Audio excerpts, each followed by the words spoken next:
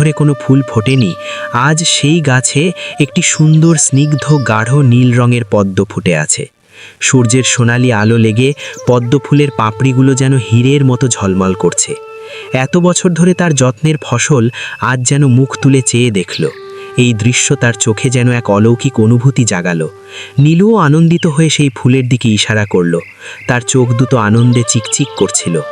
জীবন আবার রঙিন, নতুন করে শুরু।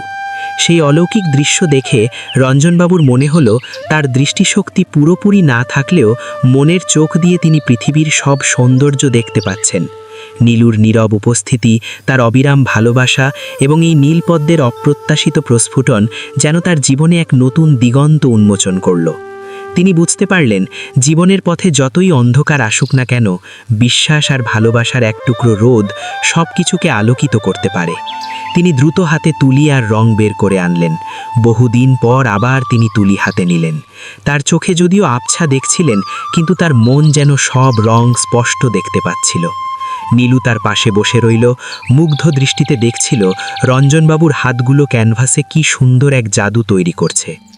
রঞ্জনবাবু আঁকলেন তার জীবনের শ্রেষ্ঠ ছবি, একটি নীলপদ্ম এবং একটি শিশুর হাসি। সেই ছবিতে ছিল নীলপদ্মের সৌন্দর্য, নীলুর নিষ্পাপ হাসি আর তাদের দুজনের বন্ধুত্বের এক অটুট বন্ধন। এই ঘটনার পর রঞ্জনবাবুর জীবন আবার রঙিন হয়ে উঠল। তিনি আবার নিয়মিত ছবি আঁকতে লাগলেন।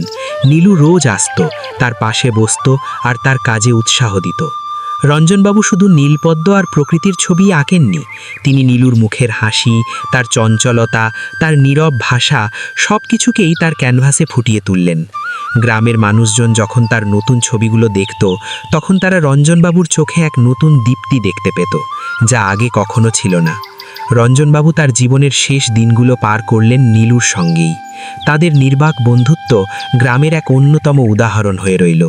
মানুষজনের জীবনে মাঝে মধ্যে খুব অন্ধকার নেমে আসে, একাকিত্ব তাদের গ্রাস করে, কিন্তু সঠিক বন্ধু বা ভালোবাসা যদি জীবনে আসে, সেই অন্ধকারেই কোথাও একটা নীলপদ্ম ফুটে ওঠে, যা জীবনের অর্থ নতুন করে শিখিয়ে দেয়।